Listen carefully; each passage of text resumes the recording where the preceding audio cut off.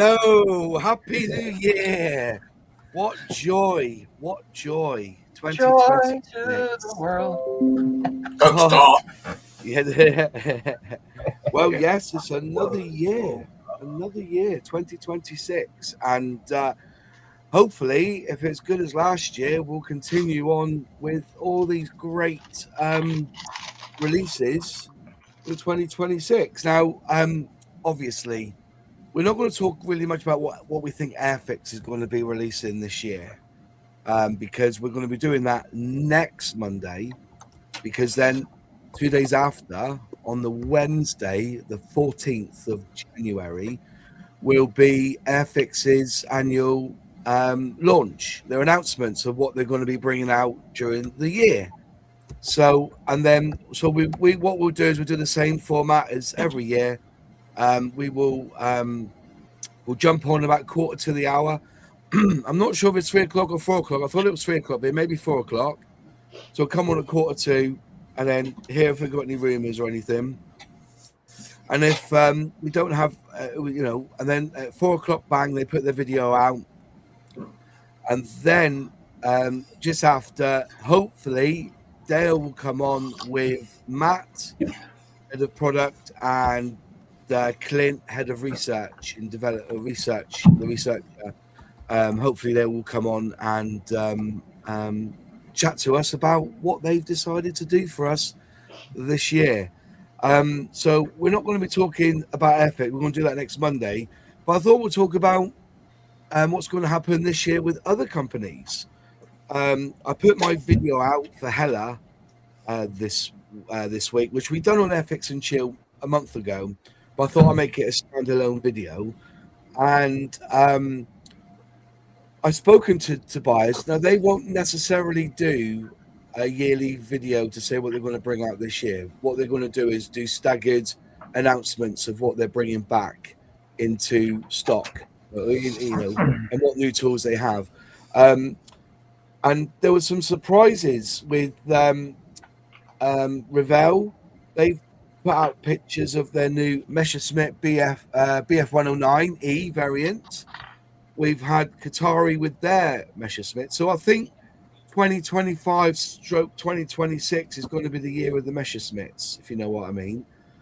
And also somebody said that Qatari have announced they're planning, apart from the Halifax, a jet. Can somebody confirm that, please? I'm not too sure which one it was.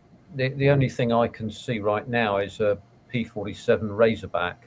Oh, Razorback. That's not a jet. It was a Razorback, wasn't it? Yeah. So not a jet, a Razorback. I mean, I'd rather they did a bubble top, but I'm a modeler, and therefore nothing is good enough for me. Yeah. So they're doing something like that, but I thought there was somebody else who was bringing out a jet. I'm trying to think. Just as I was going through a lot of, because as you know, I go through a lot of Facebook posts and stuff and see what's being announced. There was somebody's releasing a jet, and I can't think who it was now, which I thought was quite interesting. It's like Jim's got his hand up, man. Was it Jim? Well, imminent. Great Wall Hobbies doing their F-16I Sufa. That's right. Hopefully, they do the whole family. Because then I'm spending more money that I don't need to be spending on because I have all the connections. Yeah. Well, I mean, on the subject of jets, there is one that actually is quite interesting, and I've pre-ordered it already, and that's the 1/48 scale Dora Wings Fairy Delta 2. Yes. They brought... Go on. The floor is yours, sir. Oh, sorry. So they brought out the 172 last year or year before, and I got one, and I haven't built it yet. But it was a very strange kit because there was a lot of photo etch in there for really tiny parts, which I thought you would have been better off just molding onto the wings. But now they've gone bigger into that 148. And if it's the 170 seconds to go by, that's going to be an exceptionally good model. Somebody put in the comments of my video saying that they think Dora Wings is too expensive. And I've got two ways of looking at it. Dora Wings is not a huge company, but they are a company that will do the obscure, the looked over subject matter. And so if you want these niche sort of kits, you're going to have to pay out the money for this, gentlemen. Yeah. Do you know what I mean? Well, yeah, I mean, I look at it only one way. And, you know, when you look at an average 148 scale Airfix kit that's top end of 50 quid, sometimes bigger than that in terms of money. And I bought this Dora Wings Fairy Delta 2 for 30 quid from Jadlam. Yeah.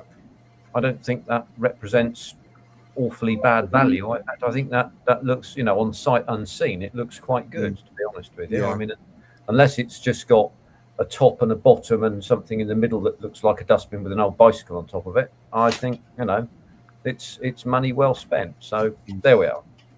Yeah, Hobby Time's right. It was the Buccaneer. Hobby Boss, Trumpeter's bringing out a new Buccaneer. That's the one. Sorry, yeah, my apologies. Oh, there we are.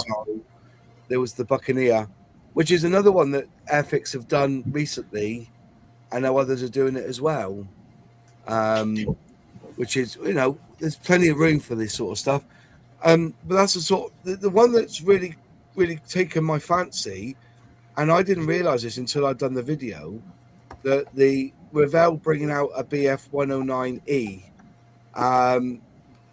They've not had a decent one in their tooling or in their catalogue since they produced one in 1962, and they've regurgitated that out, and the G variant in 1/72 was put out in 1996, 97.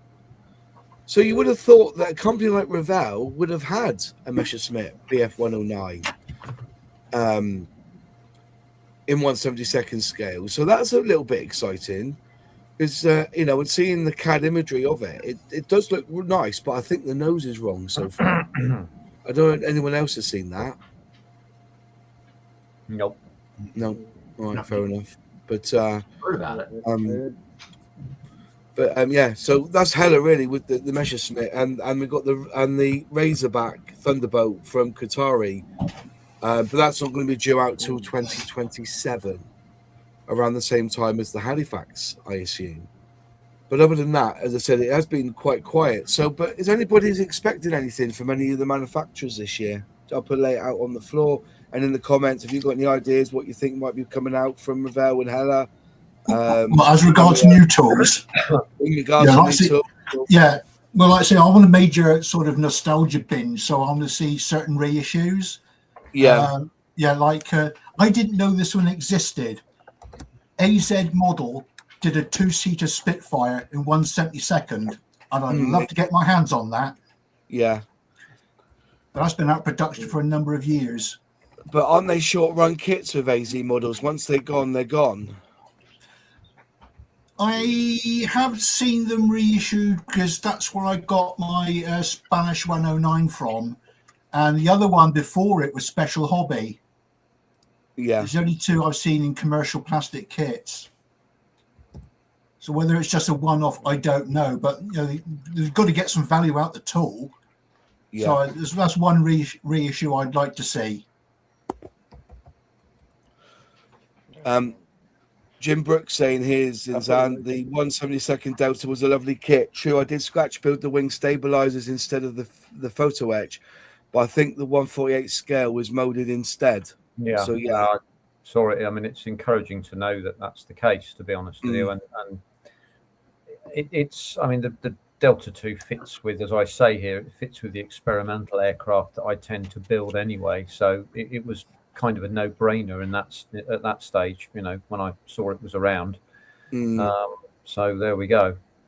But yeah, thanks to Jim. I would be interesting to see, Ben, if Airfix do bring out Queen Elizabeth. I don't think they will, and the main reason is that's going to take a lot of designing and a lot of tooling. So I think that'll be an expensive model for them to produce. Can I say that in 134? I don't think that's the main reason. You don't? No. Go on, crack on. I could be wrong. Yeah. But I think Dale has said in the past that the reason they won't do that is because Airfix are a company that like to do things above board. Mm. They like to have all the I's dotted and all the T's crossed and everything else. If they were to release a new Queen Elizabeth, then there is a cost that they must pay to the Ministry of Defence, almost like a licensing fee. Well, let's be honest, the Chinese couldn't give less of a shit. Yeah. So I think we might likely see one, but I don't think it will be from Airfix. No. And let's be honest, the Chinese have probably got more drawings of the QE2 than we have. So. Yeah, they probably. Yeah, exactly. They've probably got more photographs of it and everything. But they're it. not fussed about infringing any sort of copyright law or licensing fee rules or any of that stuff. Whereas Airfix, to their, and fair play to them and to their credit, they should be commended for it. They like to do things properly. And I don't think it would be viable at this stage for them to do it. But it wouldn't be Ministry of Defence, so would it? It'd probably be BAE Systems who built that boat, wouldn't it? Whoever. Yeah. Any sort of licensing fee is going to impact on their margin, isn't it? Yeah. Whereas the Chinese manufacturers don't really care. No, they don't. We've seen that with Gecko, haven't we? Mm-hmm. If really with that KT ambulance, like they used a different terminology, didn't they? And they had the Queen there as a princess, as a figure. But they managed to give you all that plastic and the photo etch and a more of a complex build than that KT for about a tenner more than the Airfix variant. Mm-hmm. Maybe be just nearly as cheap.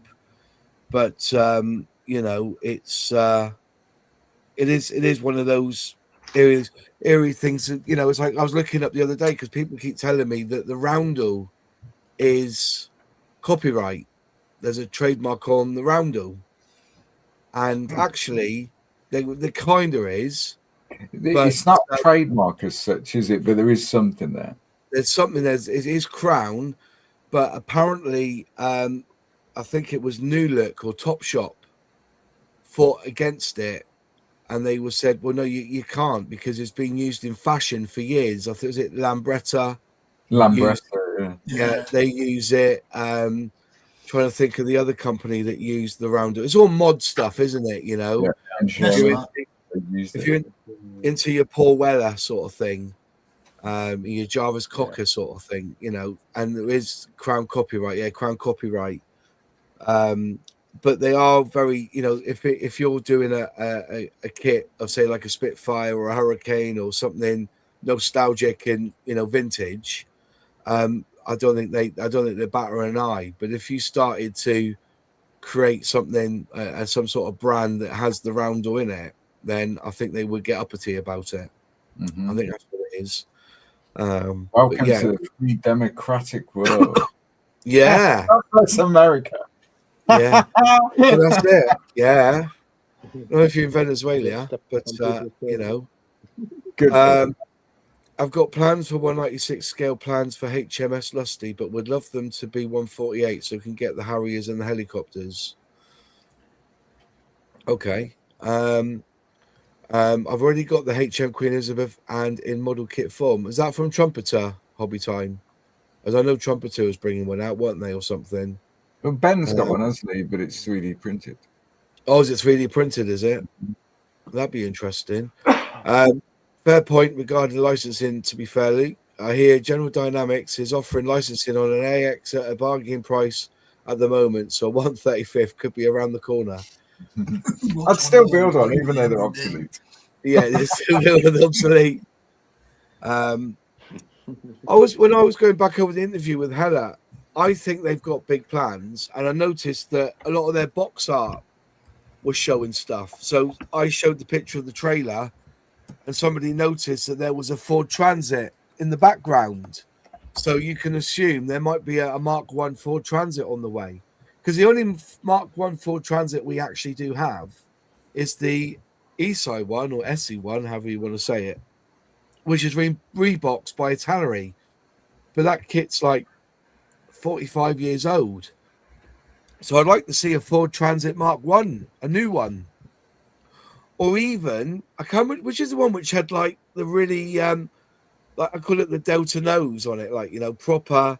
It's all like flat all the way down. And It was like like Mark 3 or a Mark 4. yeah, Mark IV, I think it was. That would be good. So yeah, that would be interesting. Somebody brought out the transit. That would be a good one.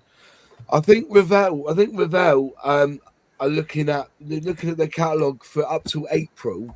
They'll be announcing stuff, I presume, at the German Toy Fair, Nuremberg Toy Fair. But going back to that Messerschmitt BF 109E, they are asking people for help on finishing that design off. Is that the sort of thing you can see happening more of now? Qatari has kind of burst that bubble with the Halifax. Do you think model companies are going to start looking outside the box for this sort of stuff, for information and pictures? I don't think it's necessarily a bad thing, but it does bring it forwards that I've noticed that a lot of model companies are announcing stuff and they're not even at the tooling stage yet. I think there's a lot to be said for this from a commercial perspective, because forecasting what people are going to like is quite difficult. Yeah. Why not get a bit of a head start, and if you can at the same time build up a bit of a head of steam as well? If you get, let's say, 1,500 pre-orders over, let's say, a year and a half for your new kit, that's going to aid your forecasting for tooling in terms of those costs a great deal. And it's going to give you a pretty bloody good idea of whether people are going to like it or not. I think that there's a lot of sense in that. And Qatari are quite innovative in any number of ways, I think. And this fits well with the way that they can do things. And they haven't got a great deal of money either. They're a new company, of course. So yeah, we'll probably see a bit more of that, I would say. I did. I pre-ordered one. Yep. Like the first day I could, because they had to work out, of course, because we're all evil now over here, but the work out that the stuff, and they even emailed me, because I was emailing them, and they emailed me, hey, it's live, go ahead. I went in, I pre-ordered one. I think it's a good idea. I think I said at the time, and there was lots of critics of the model, if you like, not as in the kit, as in the model of getting people involved in that design process and construction process. And I said at the time, if they can make it a success, which they have done, then you will see other manufacturers do very similar things, because as a community, I think there is such a vast knowledge base that far outweighs anything that any reasonable private enterprise company could do. There's so much knowledge out there from all four corners of the community. It would almost be foolish not to engage that knowledge base in the development of said subject, because there's so much knowledge out there.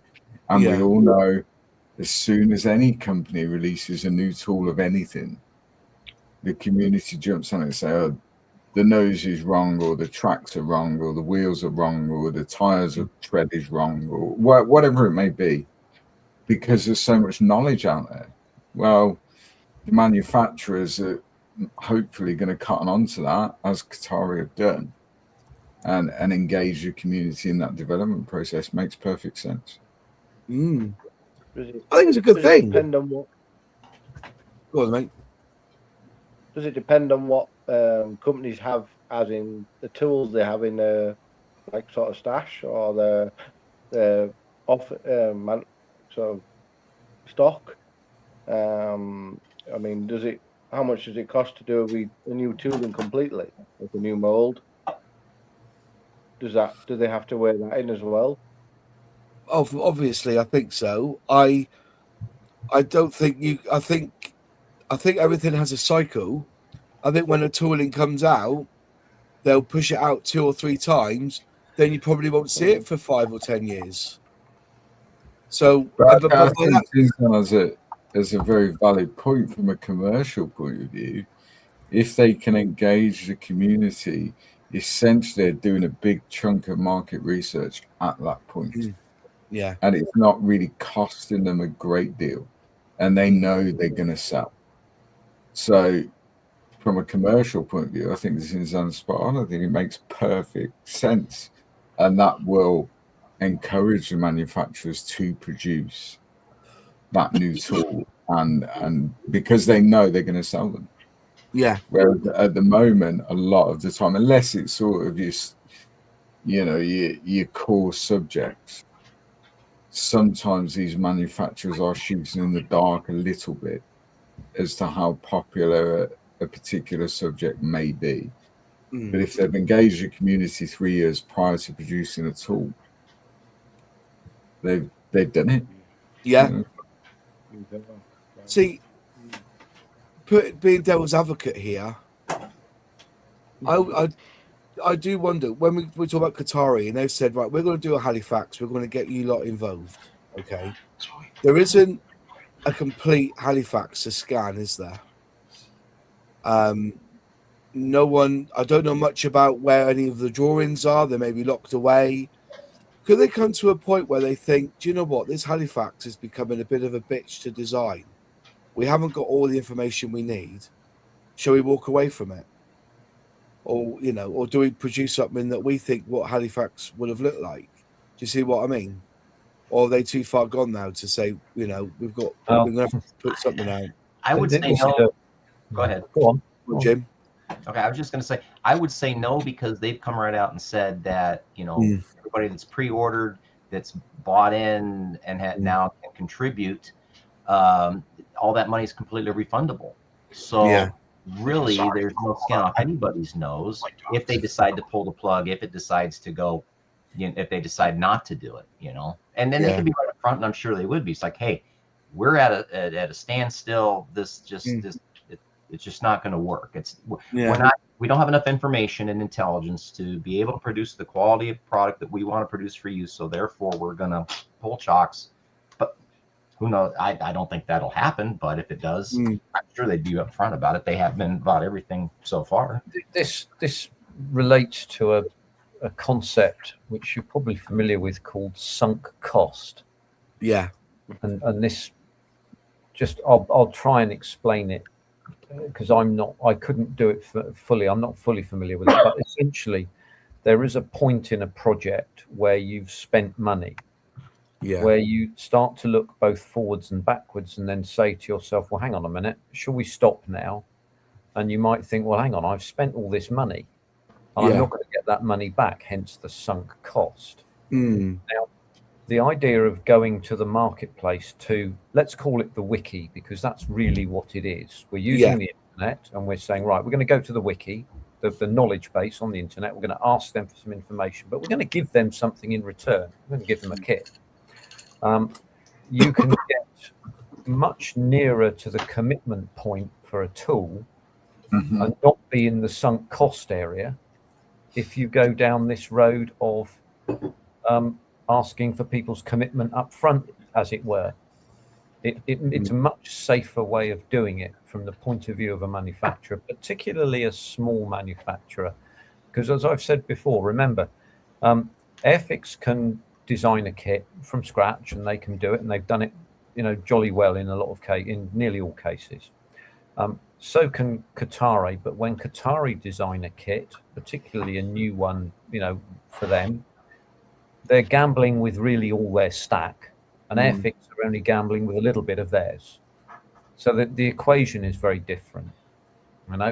Airfix could wear a sunk cost that might be, 40% of their, development budget, for example, and they might be able to wear losing it. They wouldn't want to, no one would, but Qatari, that would be a bloody disaster, if you'll forgive the expression. So it's a good idea.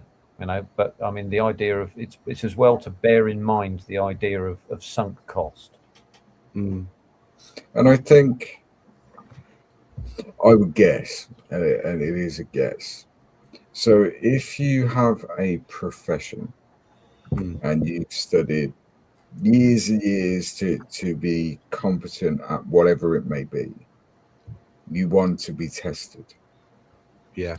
So I would imagine from the designer's point of view, the fact that it becomes a little bit more challenging than perhaps something they can just 3D scan, import it into CAD, tweak it a little bit and pop it out the other end. The fact that it's a little bit more challenging, the designer, because they're good designers, will relish that challenge.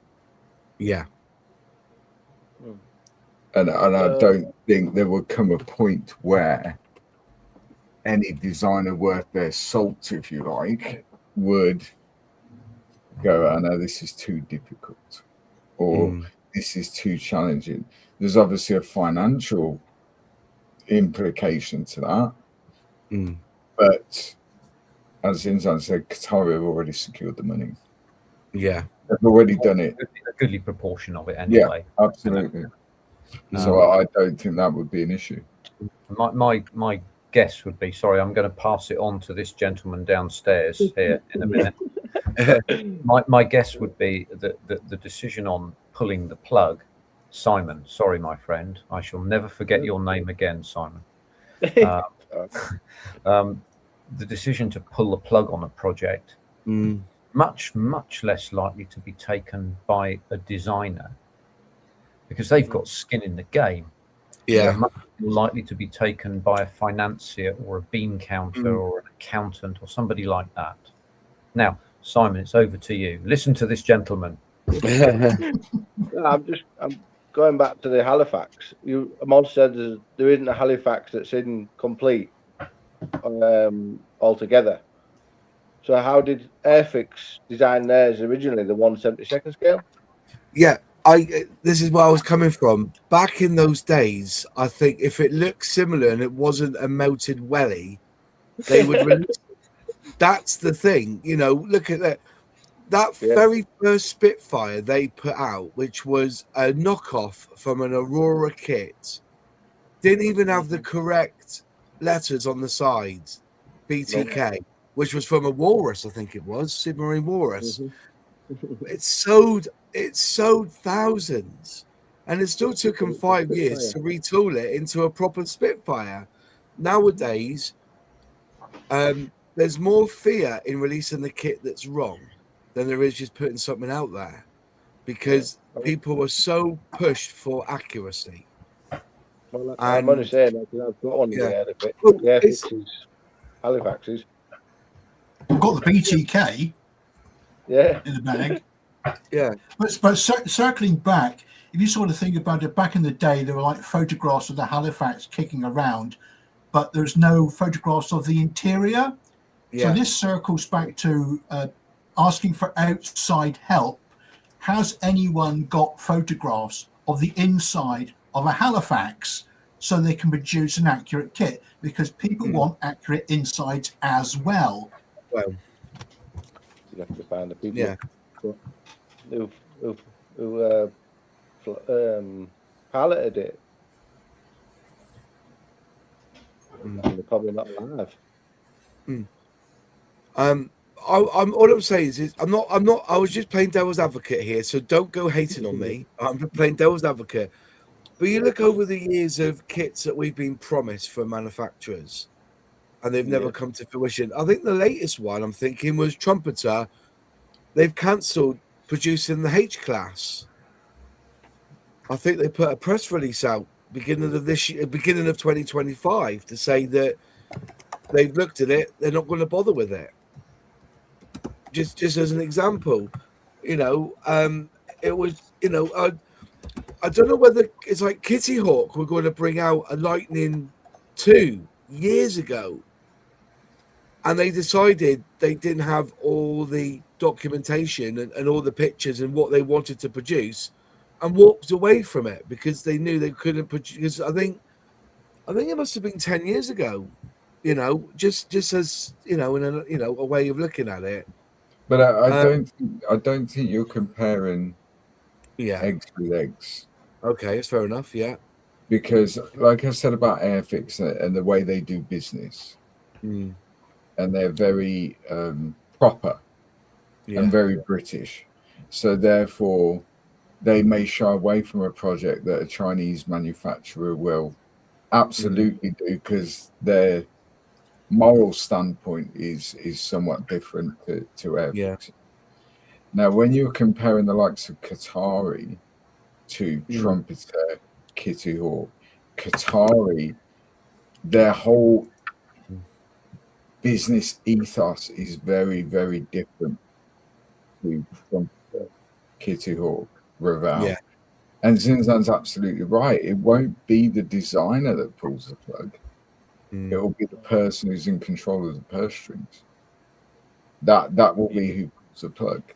So, but because of the ethos of Qatari, where they're enthusiasts and they want to produce a true and faithful replica of whatever it may be, that alters that decision-making process. Whereas the likes of Trumpeter or Kitty Hawk or whatever, it is sadly all about the profit margin. So if they decide that something is too expensive, too challenging, it's going to take too many hours to research, etc., etc., etc., they're likely not to do it. Yeah. When they do it properly. Whereas Qatari is a very different beast, and they're likely to go, okay, we relish that challenge, bring it on. Yeah, bring it on. Yeah, I totally understand that. I think that's the difference. Yeah, but though there's just been times when there has been things cancelled. You know, I'm just thinking off the top of my head. Italy, they were promised us a Jaguar GR1 in 48 scale 10 years ago. Never got off the ground. In their I think it was in their catalogue. Never saw it come to fruition. And you would have thought that there was so many Jaguars out there that you could have drawn and created a model of. They pulled out from doing it. You know. Yeah, I mean, I think it's like anything, and you know, there's no question that Qatari are at the more expensive end of the market from a customer base point of view. They are, but they're not aiming at the masses. Italy, Trumpeter, Kitty Hawk, Airfix to a point. They're aiming at a mass market. Qatari are not aiming at a mass market. It's like you could go out and buy a pair of Wellington boots from Amazon for like $10. Yeah. Or you could go and buy some Hunters. The cost is more than 10 times the amount. However, the quality of the product that you get is very, very different. You know, and that's just the nature of business, I would assume, in every single area. Just on a quick one, Jim there, fully complete and static Halifax. The one in Elvington has got Hastings wings on. It's not a complete Halifax, unfortunately. It's a Halifax. It's got Hastings wings on it. So it's not. As I said, I don't think there is a complete Halifax out there. I don't know about the one in Canada. Does anyone know if the one in Canada is a complete one? I don't think it is either. I don't know. No. But yeah, the Elvington one, the wings they're similar, but they're not right, as what Roy Cross was saying. I can't see Airfix going out to Canada to take all the photographs if it is complete. Yeah. Yeah, the Elvington is a replica. But yeah, it's but I don't think I don't know about the Canadian one, whether it's if it's a complete one at all or not. But no, I'm just we're saying these things that these things have been announced. Another example. Revell said that they were going to bring out a Meteor 2 years ago. The FR3 was it? That never came to fruition. But then when Luke came on, said we're doing the wrong one. You need to do an 8 and a 9. And that's why they've now brought out that 1/32 Meteor. So yeah. But as I said, going back to hyper, no, I was just asking if you know, I'm not saying that they won't. I was just saying, could there be a point where they think, do you know what, we're not going to get this perfect? It's very difficult, isn't it? Even Airfix have announced kits and then cancelled. Yeah. Yeah, several years ago, they announced like 5 Doctor Who related kits and only produced 2. Yeah. The other 3 got cancelled. Well, I've actually gone upstairs. The Doctor Who, sorry. Yeah. Sorry. Go on, carry on. Just carry on. No, you say, haven't they shifted the Doctor Who ones into the future? Isn't that why they're? Yeah. Well, I don't miss them. Yeah. I've got my Dalek up there. I'm happy. Nice. Yeah, I'm TARDIS. Exterminate, exterminate. Yes, No, sorry. You have one as a cookie jar. You open the lid and it goes masticate, masticate. Yes, indeed. I'll get me coat. Sorry about that. Yeah. Oh yeah, don't get me wrong, because I'm talking to Hobby Time, Gordy, because if you look in the Airfix catalogue in 20, I think it's like 2008, 2000 or something like that, they announced a 124th BF 109K, and it never came out. But the following year, Trumpeter released theirs in 124th scale.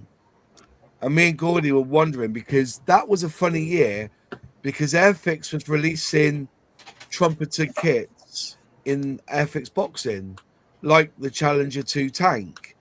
So I was thinking that maybe that Messerschmitt should have been in an Airfix box, you know, designed and tooled by Trumpeter for Airfix. And Airfix pulled out, so then Trumpeter released it. You know, do you see what I mean? There seems to be that. If you look back over the years, Airfix have partnered with these companies that do their own tooling and their manufacturing. And remember, we had all those tanks from Academy, and out of that, we ended up with the KT and the GS truck from them. I thought it was the Cromwell tank, but no, apparently the Cromwell tank was their own tooling. That wasn't to do with Academy. But yeah, it would be interesting, you know, and that was what my at the time was whether that would have been an Airfix, but now they've gone and done it themselves in 124th, and they've done a bloody good job with it. So, yeah. Yeah. Any questions in the chat? Yeah, Qatari are historians who make models. Agreed. Trumpets have had a bunch of 32nd World War II in the yearly list for years. Yeah. Yeah, Kitty Hawk promised the 172nd C-17 that never appeared. Yeah, exactly.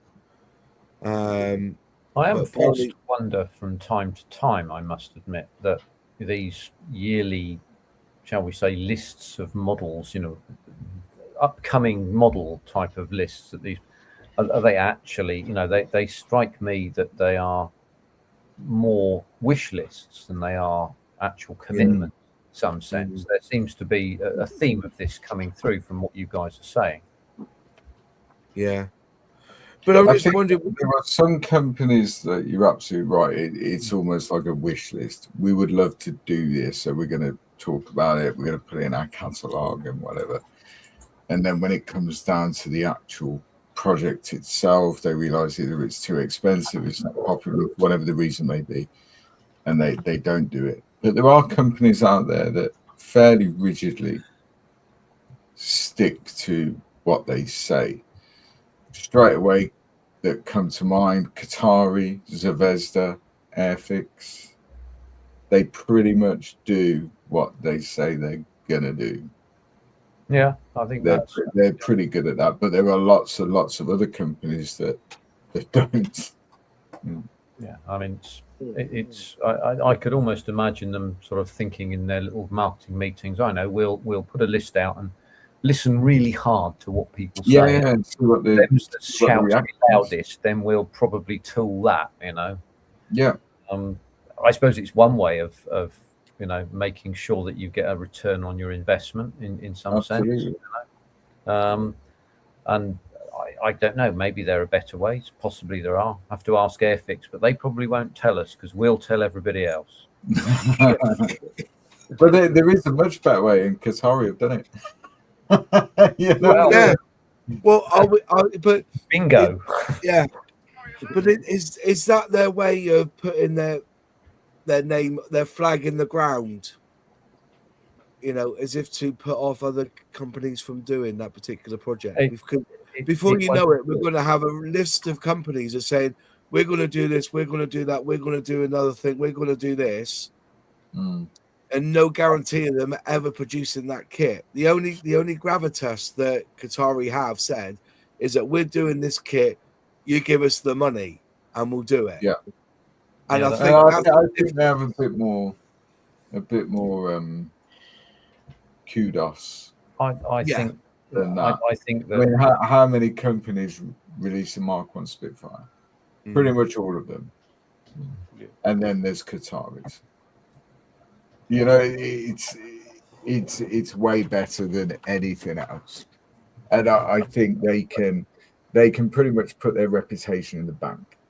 Yeah, they don't do bad stuff, and like someone said in the chat, they're historians that make models. They're not a model company like Trumpeter or Italeri or Ravel or Airfix to a point. They're not that. They're very, very. The devil is in the detail, and people will wait, and people will pay for that. Yeah, or a certain section of the community. The masses, absolutely not. Why is someone going to drop $300-400, pounds, whatever you want to call it, on something that's not even major? But there is a section that will and have. And that's where Qatar is aiming their sights. They're not aiming at the Sunday afternoon kitchen table modeler. They're not interested. Yeah. And I don't think by them saying they're going to do a Halifax is necessarily going to discourage more mainstream manufacturers, for want of a better term, from producing a Halifax. I don't think that it would. There's plenty of people producing Spitfires, but they're not Qatari Spitfires. No, they're not.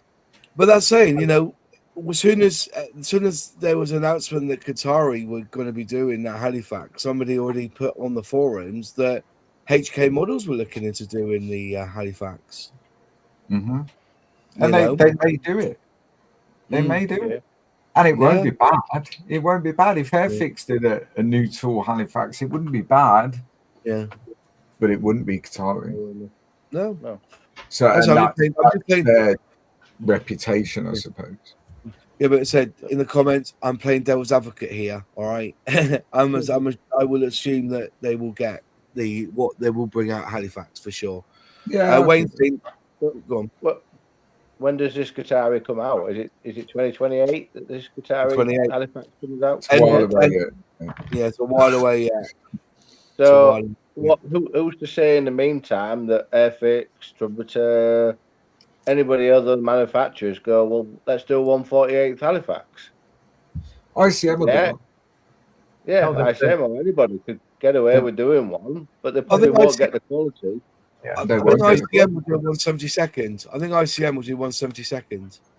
No, the reality, Simon, is that there is no guarantee that people won't. But if the mass market companies decide, and I don't mean that term disparagingly, by the way, but it's just their model. If the mass market companies decide to tool for it, they'll have done their sums and they'd have said, right, we can gain a return on investment on this, and that if they can get it to market before Qatari, it doesn't really give them an advantage in any meaningful sense, because Qatari's model, as Mr. Rifle says very correctly, it's the what you might call the high-end modeler, and companies like Qatari are very good for marketplaces like scale modeling, and I'll say why. And it is because they add value into the high-end modeler's day, and people are prepared to spend £100 for a model without an engine. Oh no, let's not go down that particular rabbit hole. But what it does do is other people who aren't high-end modelers move up the scale and they start to buy at the high end, and it increases the size of the market at the high end. And every manufacturer wants to be there, but not all can do it, because you have to make your mind up in a marketplace, particularly a mature and competitive marketplace, about two things. You have to say to yourself, I'm either going to be the best on the one hand, or I'm going to sell the most on the other. But you can't have both. You've got to choose. And Qatari have unashamedly chosen their position here. Yeah. That's not a problem. Yeah. It's no more a problem than it would be if Airfix said, right, okay, let's get our hands together. We'll make a Halifax and we'll make a bloody good job of it. We'll do it in 148 and we'll do it in 172. And I think there's enough to do this. And they would be right. They would be right, and it would sell, and they would make a profit. And you're absolutely right, but it wouldn't be the best. No, it wouldn't. You get people who will wait for Qatari to come out. You get those people that wait for Airfix stuff to be released. People who wait for Trumpeter to release stuff. People who wait for Tamiya, Revel. You get all those people who No, I think it's whatever they want. People will wait. That's quite true. I think that's a perfectly reasonable thing to say. That's absolutely not a problem. Yeah. But they might have to wait for a long time. Exactly. But it's worth waiting. I mean, that's the problem. This is the choice that the modeler must make. Am I going to make two 148 scale, Spitfires or whatever, or something like that, or am I going to make one 132 scale one? And really, that's the choice of the individual. No one can make that choice for them, and no one's making them make that choice either. It's like so, and Qatari aren't the only company that sort of thrive on their reputation, if you like. Now, what Qatari do is they deliver every single time. They have a reputation, and they uphold that with everything they release. Yeah. You could argue that Tamiya are exactly the same. Yeah. But perhaps for a wider market. So if you look at the new Tamiya F14 in 72nd scale, there are lots and lots of 72nd scale F14 kits from various manufacturers, Academy, Hobby Boss. There's loads. Hasegawa. Yeah. However, none of them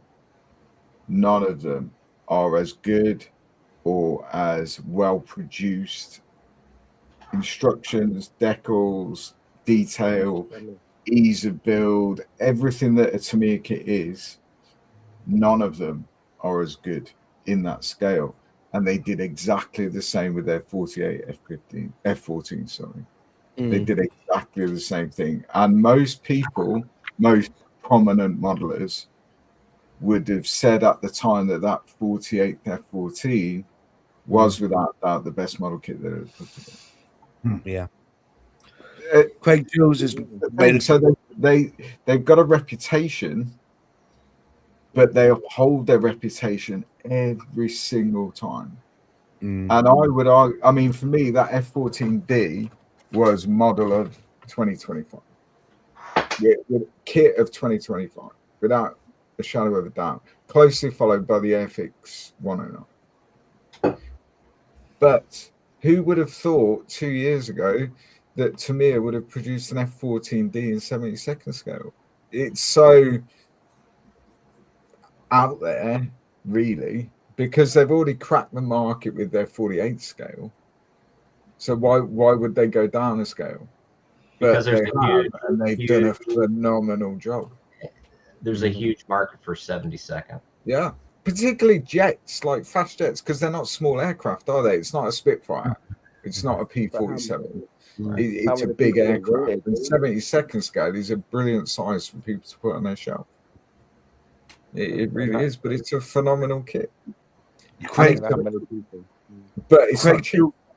Craig Jules has said it's the whole package with Qatari offers, from the instruction guide, kits, quality and finish. It's a high-end product aimed at modelers with more money who want a high-quality product. Yeah. And this is where you come to where the likes of Revell, Airfix, Hella, Academy, Trumpeter know their market. Yeah. They're selling broad. Yeah. Whereas Qatari are focused on they're very narrow. Their sites are very narrow. They're targeting. But Zinzan's absolutely right that once people see the product, yeah, then the people, and I can speak from personal experience because I was one of them, that would go to a model show and buy 5-10 mediocre kits rather than one good kit. Does that make sense?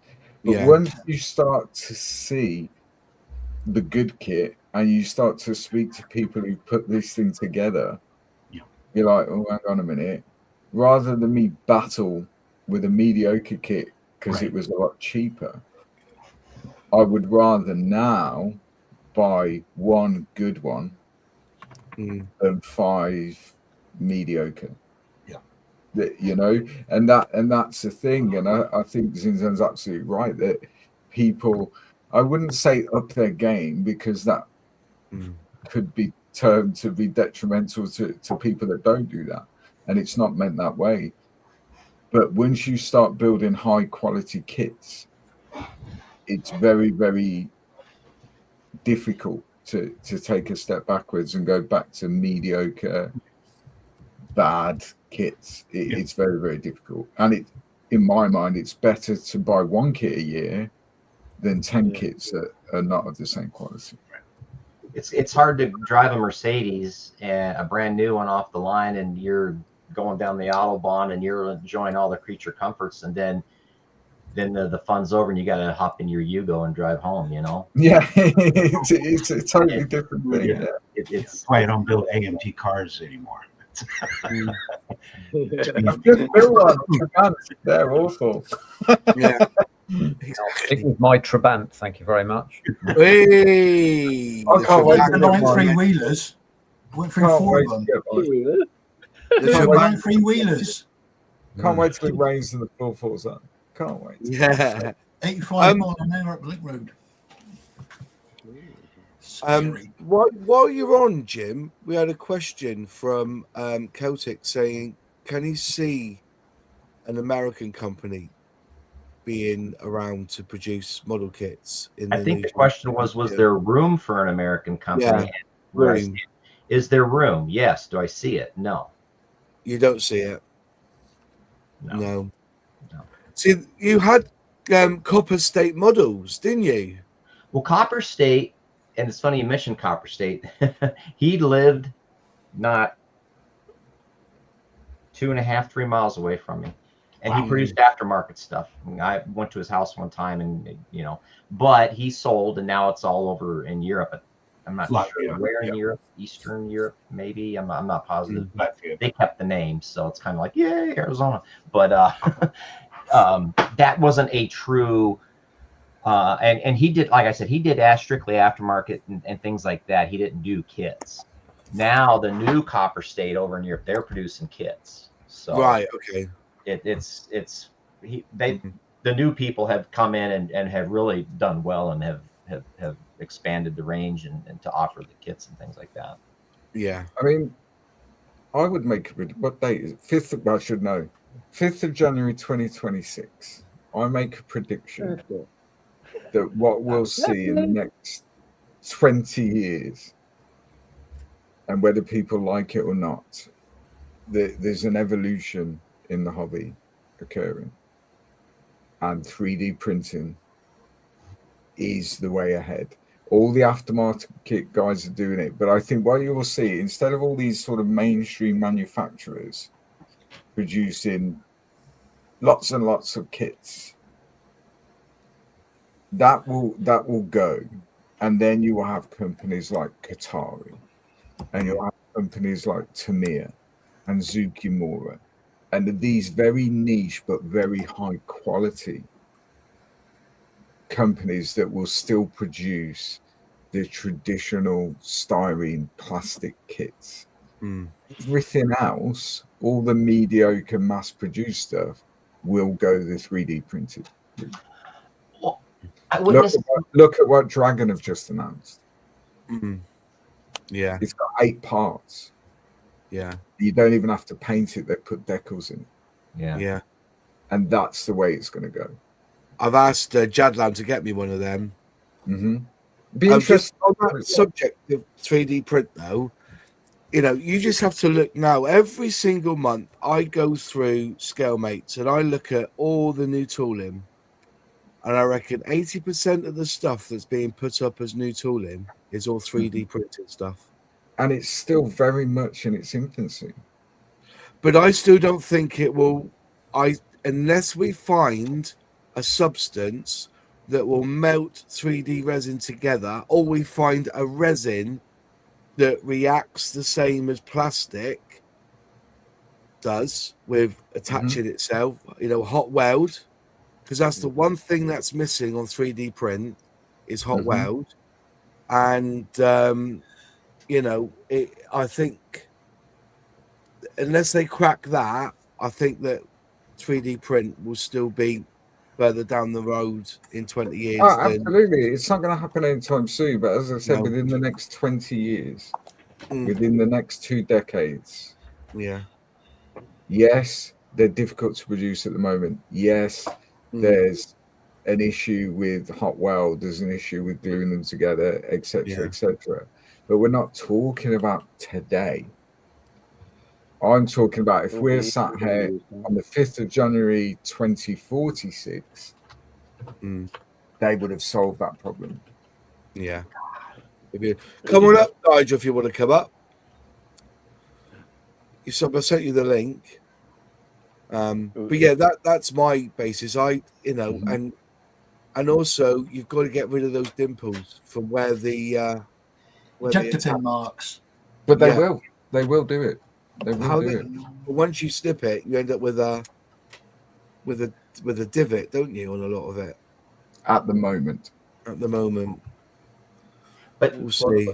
And when you asked earlier about American manufacturers, that might be the way for not only more Americans to get into the market of producing kits, it's also a way for everybody worldwide that's going to do this.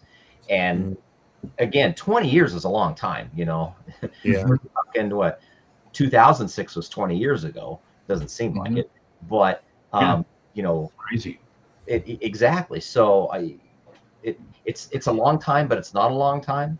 But just in the last 5-8 years or so, probably not even 5 to 6 years, the explosion of 3D printing just in the aftermarket. There's a Loot Studios, I think, on Facebook I get, and they're doing huge dragon busts. And I'm like, oh, that's cool, and it's not for sale, but they're showing it as an example, and they're printing these huge things, and they're gluing it.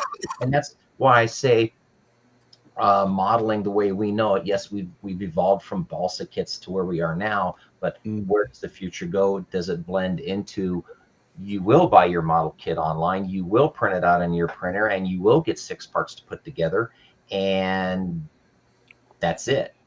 Building is gone. It's now the painting. It's all about the paint, and that's another whole argument and thing we don't want to go down. But I think that could very easily happen. And I think if you look back, and I don't make this claim with any sort of in-depth experience or knowledge, but you go back 20, 30 years, wooden model kits were fairly normalized within the model making community. No. 30 years was only 1996, and I was alive back in 96, and 60 years ago, I'll buy that argument. But the likes of Killcraft, the evolution of the hobby has definitely gone towards styrene. Yeah. Definitely. Oh, yeah. Now, you can still buy, if you go to these niche manufacturers and everything else, you can still buy wooden ship kits, for example.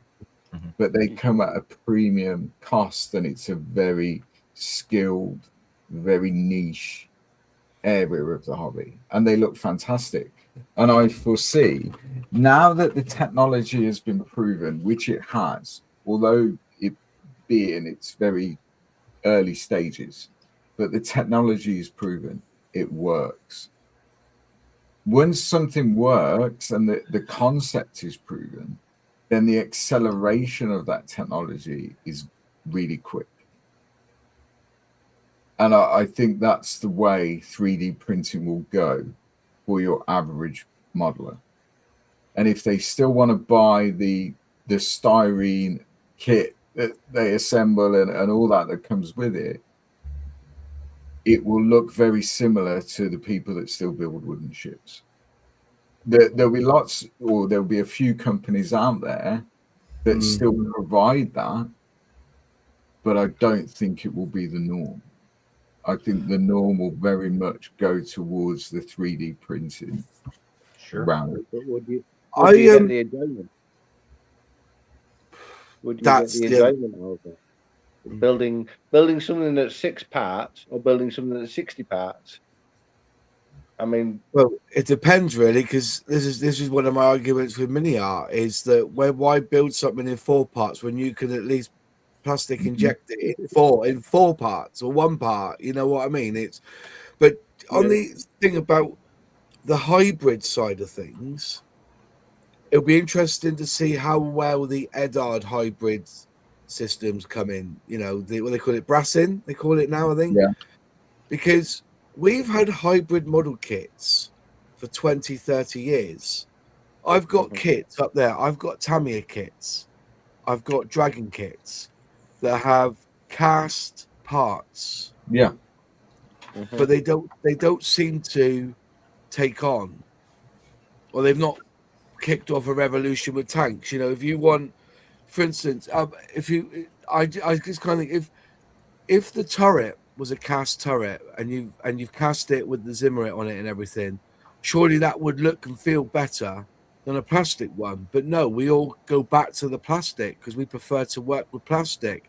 And I think at the moment, but I'm just saying that there's a lot of us who don't like working with 3D resin. You know, it's like I've always said that. Why is it that we're on about 3D printed exhausts, for instance? Wouldn't you be better off with cast exhaust on a plane than 3D printed ones? No, because you know, see what I mean. It's like we've had hybrid for a long time, white metal. We've had it in kits, so you know, like that. But high tech spirit. I just don't think. I don't think 3D print is the be all and end all. I think that as you've got wooden shipbuilders who just want to build wooden ships, and they won't touch plastic with a barge pole. I think you will have modelers in 50 years who won't touch 3D print with a barge pole or just want plastic injection. Yeah, exactly what I said. It will be a very niche. Yeah. Very niche. We've had multimedia kits for ages, and like classic airframes, they had cast resin parts for some of their kits. But the technology is nothing new. 3D printing is new. Yeah, 3D printing is new, yeah.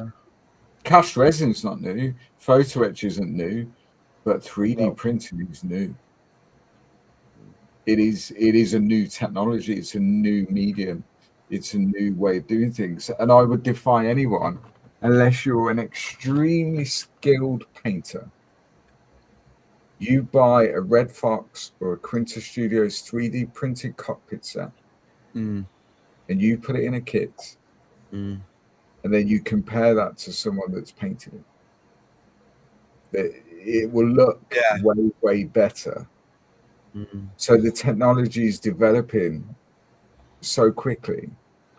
Now, there are people out there who want to paint their cockpit, and they want to use photo etch, and they want to do that.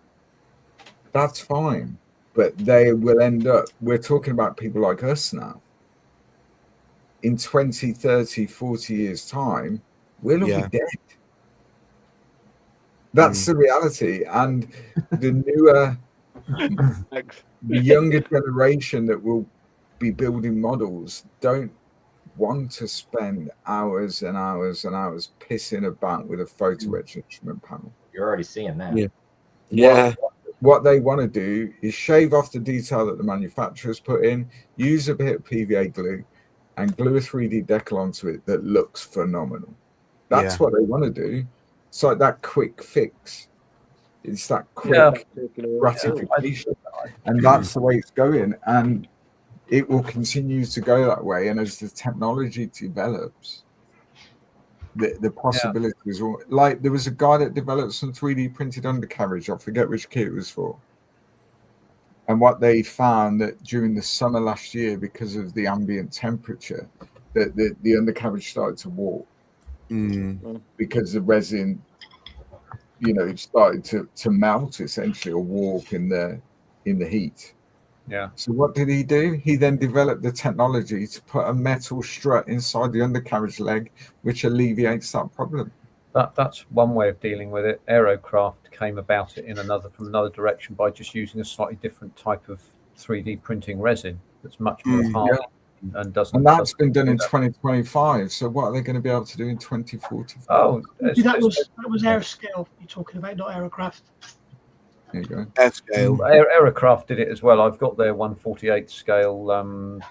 Can't remember what it's called now, but experimental jet aircraft, which because Aerocraft makes some of the best brass undercarriage legs available. I can't believe he didn't put them in there. It's is it Aerocraft? Hang on a minute, I can tell you. Aerocraft. It's the M52 that I did. The resin undercarriage legs were a different material, more brittle but harder wearing material. Hello, doggo. Is that the British Aerocraft company? Well, I assume so. I mean, if anybody wants to look at it, just needs to look at that. Yeah. Much better looking than me. So there you go. I might as well hold that up there all the time. It's really strange. Looks like a Thunderbird. For their brass undercarriage legs. I can't believe he put in one of his kits. There you go. You can see it there. But it's the M52 that they did with my memory and all that. But they had a different material, different 3D printing material, and this resolves the problem to some extent. As I said, the only thing which I was going to say was the only thing that's keeping people from doing 3D stuff is the stealing of STL files and IP. There doesn't seem to be. You can't. It's really hard not to let people to stop people from doing that. We had 3D Gizmo come on and say exactly the same thing. Yeah. And like the other day, I was watching. This is interesting. I was watching Matt Armstrong's channel, and they did a body kit, which is only the company will fit to your car, because they're sick and tired of people taking their body kits and scanning them in and printing them off themselves. You know what I mean?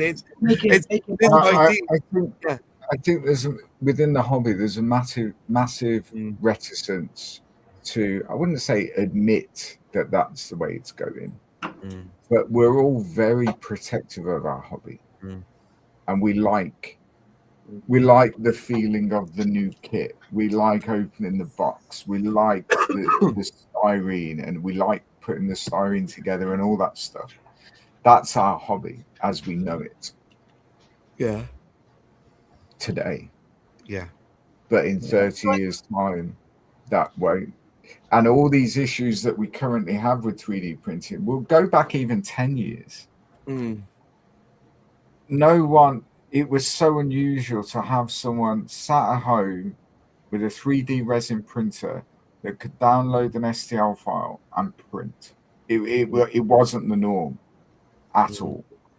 Whereas now, it is kind of normal now. There's lots and lots of modelers out there who've got 3D printers, and they'll download an STL file and they'll print their own ordnance, or they'll print their own undercarriage, or they'll print their own wheels, or they'll print their own tracks. That's not out of the ordinary now. Whereas 10 years ago, it absolutely was. Yeah. It's not out of the ordinary now. And it will go that way. As reticent as we all are to admit it, it will go that way. Go on then, Nige, jump in.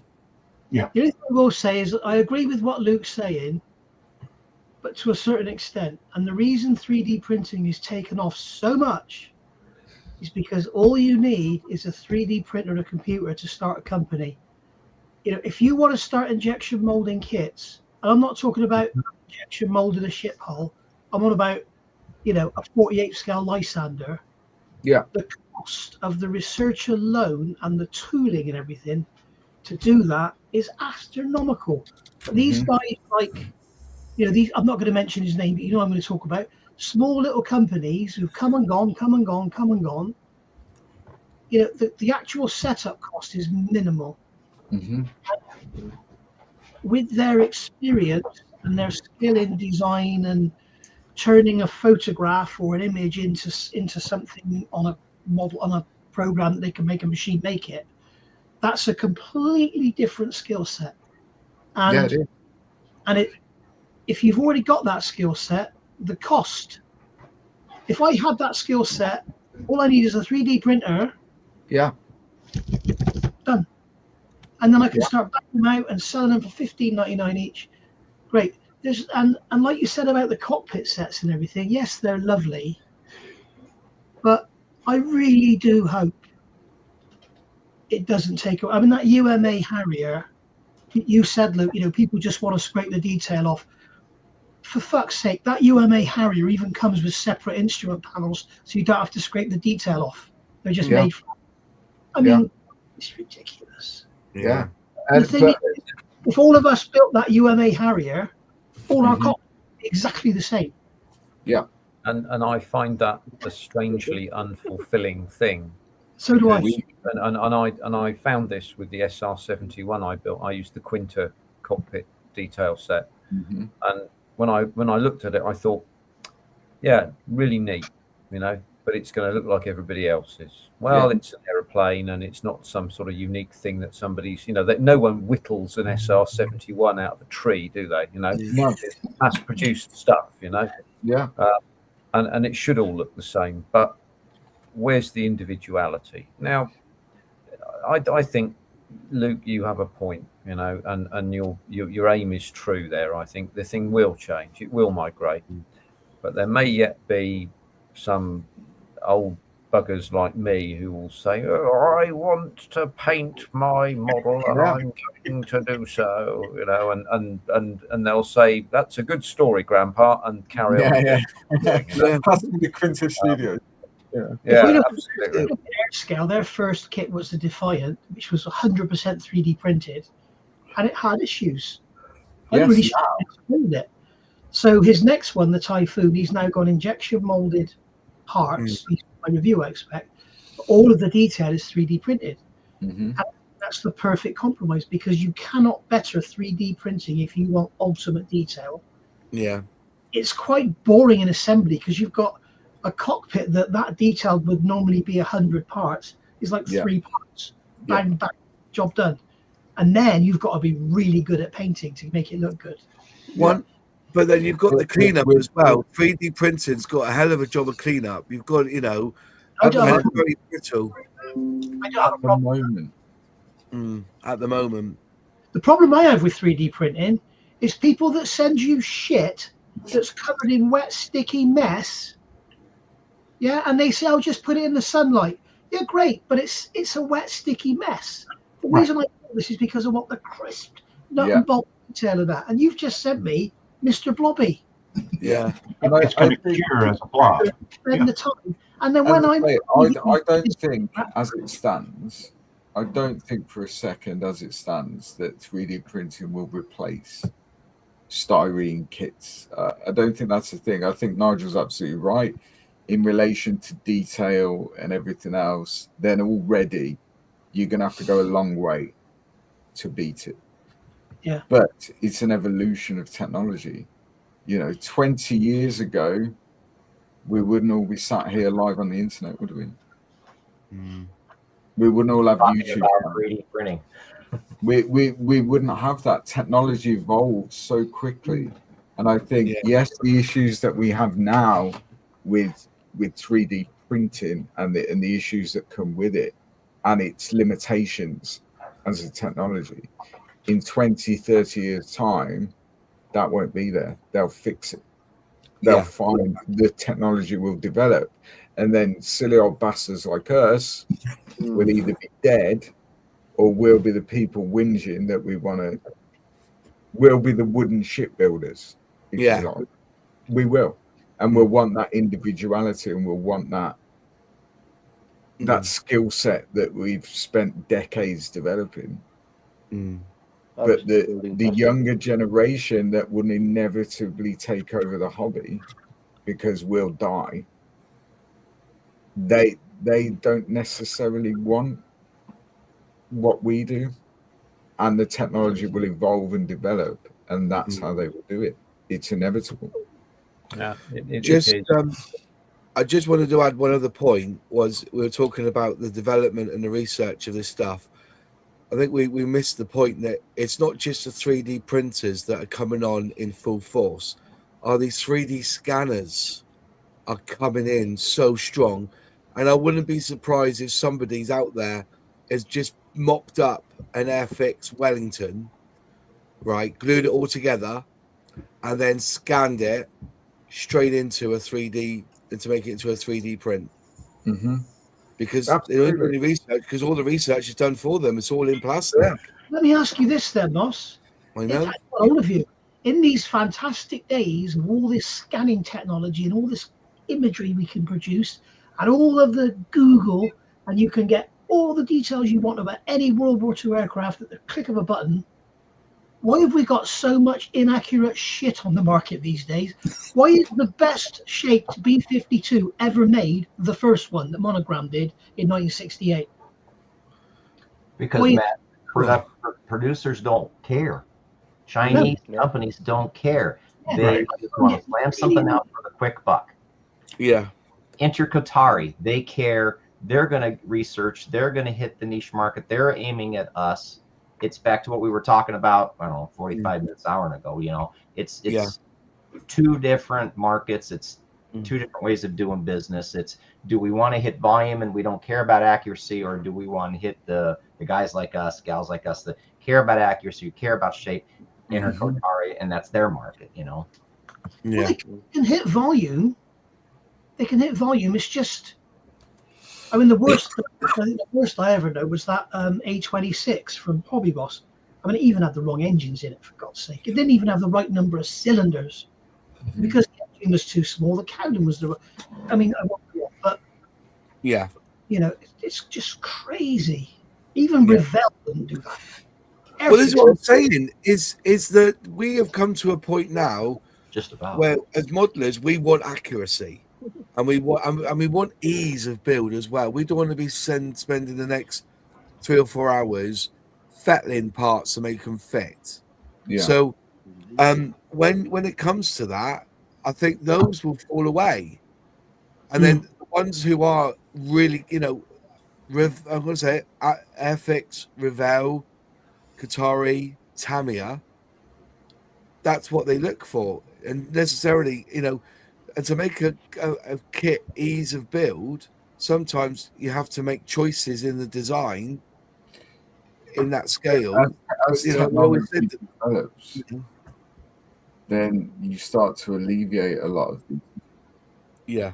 You know, the first mobile phones that were ever invented, you had to carry around a battery pack the size of a suitcase.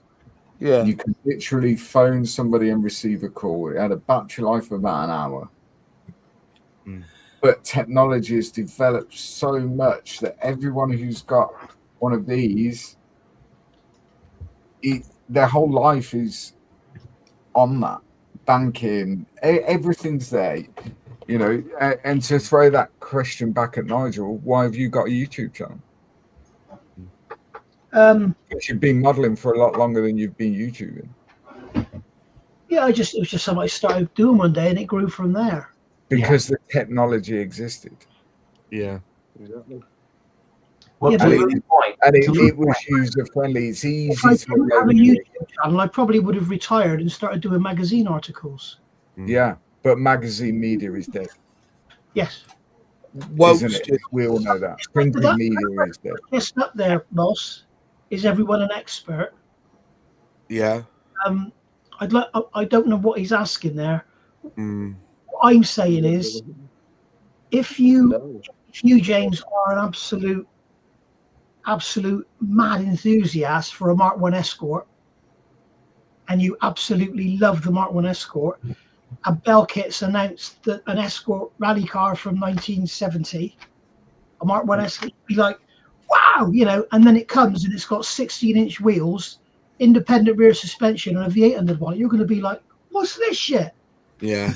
It's not the case of an expert. If I bought a model tank, a Panther tank, and it had the ROG exhaust, I wouldn't notice. No, but this is what Welsh just said. Out of shape, and I'll notice it. Welsh just said exactly the same. It's not so much that we want accuracy, as much as that we can now much easily look up stuff to see what is right or not. Yeah. Back when you accepted what was in the kit was true mostly. But that's like the thing. Back when the early Monogram 48th kits and their 72nd scale bombers are some of the most accurately shaped World War II Cold War era aircraft ever made. Mm. And all they had was balsa wood to bloody carve it from to make the mock. Yeah. And I think that goes back to Jim's point that the people that were producing those kits and designing them actually cared. Mm. Yeah. But no one cares now. No. But just saying, you know, some, like I said, there's this, for example, I'm in a group of Corgi or diecast collectors and restorers. Love the guys, cracking lot. They pointed out the other day that Corgi brought out a TSR2 with a camo scheme. I've never seen a TSR2 with a camo scheme. No. And I've been told on the sly it was a bloody good seller for Corgi, because Corgi collectors saw it and thought, wow, it looked good. And they bought it. And the same with the Land Rover. They had a Land Rover that was completely rusted out, inaccurate, because it can never rust. They're made of aluminium, aren't they? Or aluminum. Sorry, Jim, aluminum. Not anymore. Tomato. Yeah, I thought I better do. You know, I thought I better do liters and gallons on this one as we're global. You're almost bilingual, almost. Yeah, you know, it just looked good. And to be fair, you know, a lot of the what if schemes is good. Like, you know, accuracy. You got Airfix brought out that fresco with the, you know, even though it's not a what if, it's a genuine thing. But I think they showed more of the, I don't know if I've got it here, but the MiG-17 with that camo scheme with the American, you know, stars and bars on, because it just looked awesome, you know, in a different style and scheme. That could go back to a whole other subject. Does box art sell? Yeah. But Celtic West is saying that 3D printed layers will be replaced by a CAD type model or parts in a polymer yet to be developed. And I think that is the crux of it, really, isn't it? Yeah. Or exactly, it's all about time and technology. Again, Luke said 20 years ago, who would have thought we would be sitting here talking to each other across the planet on the internet, talking about technology that you know, and 3D printing. In 20 years' time, who knows? 3D printing might all that old antique stuff that, you know, be gone. So yesterday. So now you hit the print button on your computer and the replicator makes it for you. Yeah. We should be out socializing, not sat in front of a bloody camera. Wow. It's a hobby. It's a solitary hobby anyway, isn't it? Modeling. Yeah, I think it used to be. Not always. I think it used to be, but again, the hobby has evolved. The people doing it have evolved, and now it's much more social than it's ever been. I think there's still a hell of a long way to go, for different reasons. But it's way more social than it's ever been. I've never known it to be any different, because I've only been modeling for 13, 14 years. So I've never known it to be any different than it is now. But there are all of you that will know it to be literally sat in a room with a light on your desk and putting stuff together. And you developed a skill set that perhaps, well, definitely that I don't have, because I've never needed to. So if I gave an old 1960s kit to Nigel, Jim, anyone in here, and said, build that, and I built the same kit, you would build a better kit. Because the skill set that you've developed, because you had to, I don't have. Yeah. But then you could argue that if I gave you a Warhammer figure, whose is going to be better? So, do you know what I mean? Because it's a different skill set, and that goes back to the what ifs and the different schemes. Why is Warhammer so popular? None of that stuff exists. It's not real, and yet it's a multi-billion-dollar industry. Yeah. So more and more, Gundam is another one, or Gunpla. More and more, the community is moving away from the real thing to what ifs and fantasy and sci-fi, and more we're seeing it more and more and more.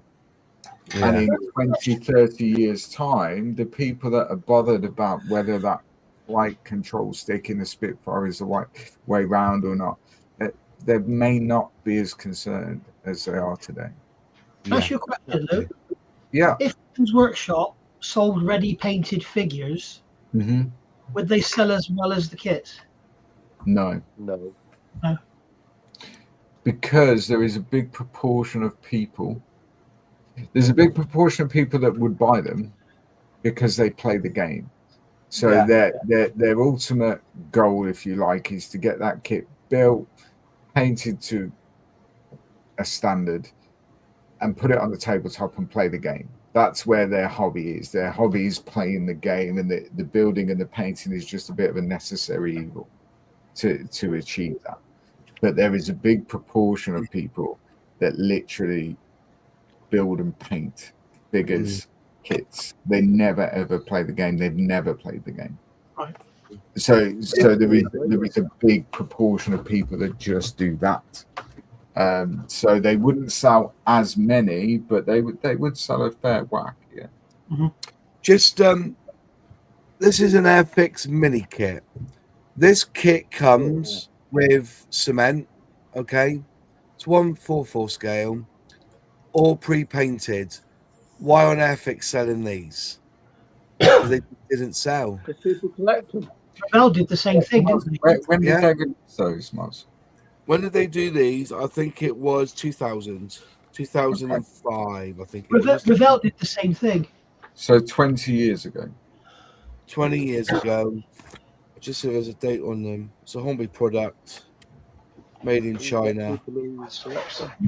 Yeah, so I don't know what the year it was, but you know, you got that's it. It's like that's what you get. This is the stealth one, so it was just sprayed black, but it has all the decals on it and everything. All you had to do was glue on the undercarriage, and everything else. They just never sold. This is the Vandy one. I think you can pick them up for about £8. But they never sold. They just never sold.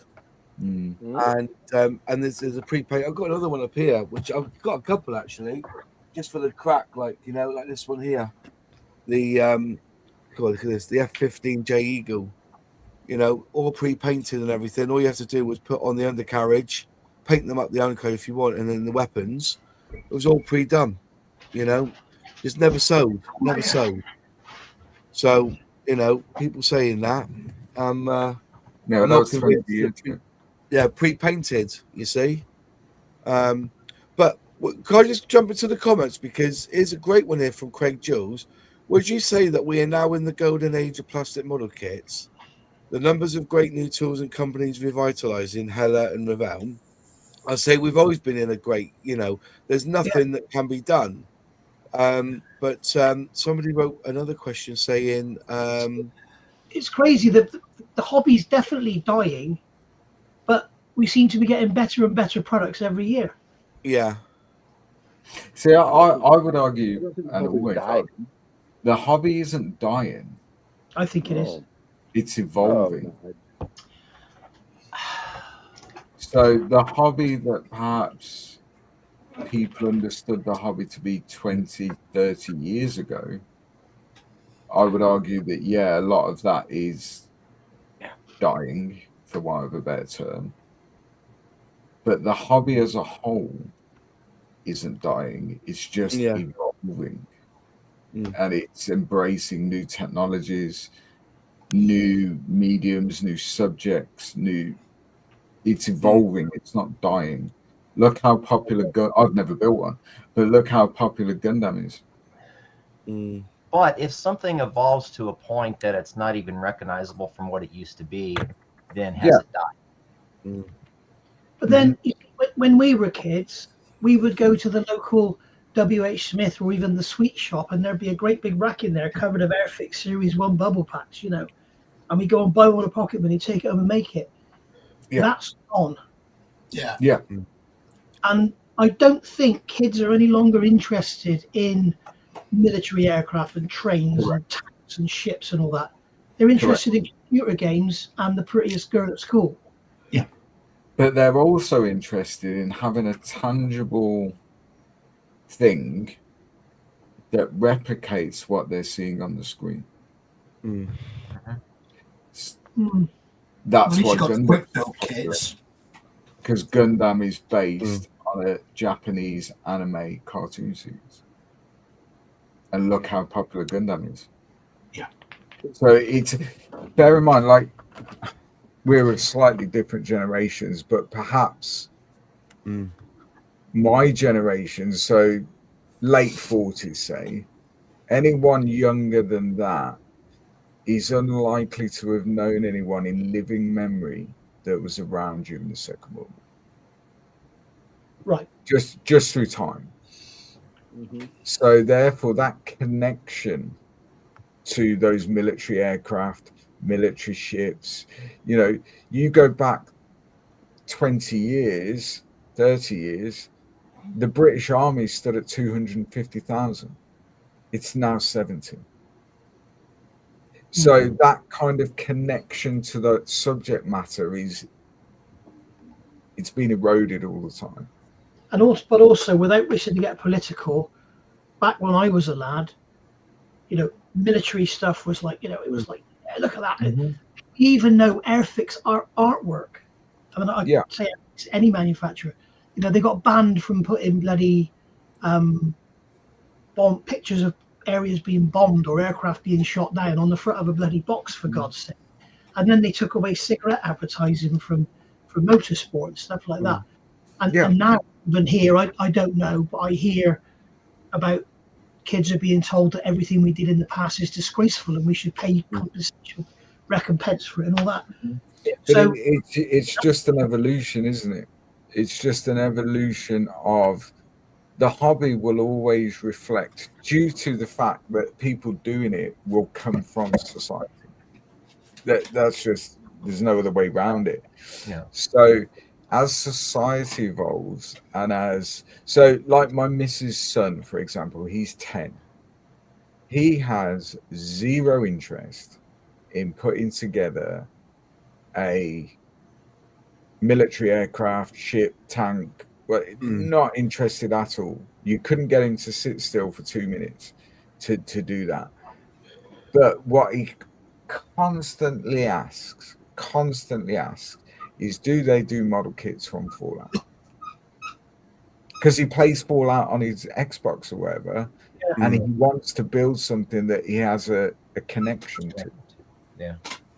Italy Air tried that, didn't they? Because they did all the tanks from and they did all the ships from the World of Warships or whatever it's called. I don't think that took off because that seems to have died. No, because the people that are playing those games are people like us. All right. Because we're interested in tanks and we're interested in warships. Now, you've got a sizable YouTube channel. In the modeling world, it's a sizable channel. The amount of subscribers, etc. Go and type into YouTube Gundam as an example, or Warhammer. Go and type that into YouTube and do a search, and those channels have got millions and millions and millions of subscribers. And they're probably mostly Asian. No. Oh, What's worldwide? Gundam's not over here, is it? Not yet, but it's gaining that momentum. Is it? It is gaining. But even military modeling, if you look at Japan, for example, you know, historically, the Japanese, most of them have put a model together. Most of them have done some sort of what we would class as traditional modeling. They have. Now, some have stuck to it, some haven't, but they all know what it is. Here, not so much. You know, it's not the household. Tamiya isn't the household name here that it is in Japan. No. And even Airfix, which is homegrown, there isn't that knowledge base and that popularity here that Tamiya has in Japan. It's a different culture. It's a cultural thing. I'm just going to just put in there and say I just don't think scale modeling is dying.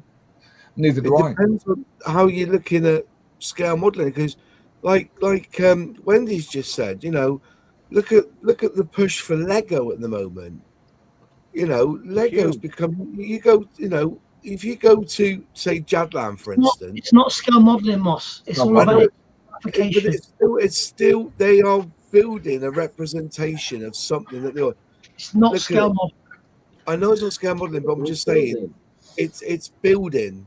It's the use of hand. It's not looking at a screen with a controller, trying to look at the Titanic before you explode. Do you know what I mean? This is what it's all about.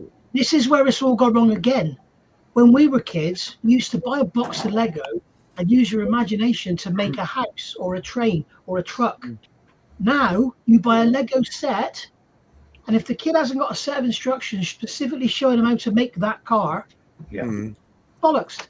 And the other thing is, there's so many special parts now just to make that new one car.